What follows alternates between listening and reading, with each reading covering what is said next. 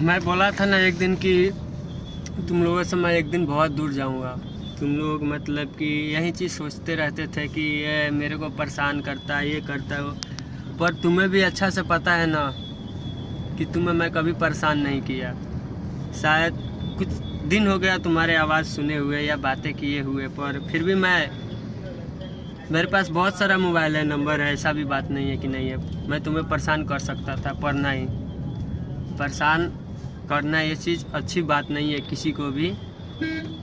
खुद का दर्द खुद से ही मारो। अगर मतलब कि अगर सहना सीख जाओ ना, सहना सीख जाओ, तो दर्द देने वाले का औकात 2 कौड़ी का भी नहीं रहता है। यह बात थोड़ा अच्छे से तुम सोच सकते हो। मायने ये नहीं है कि मतलब कि सब कुछ अधूरा रह गया। लौटेंगे एक दिन फिर से उसी अंदाज में, जिस अंदाज में तुमसे मिला करते थे। दिल जले।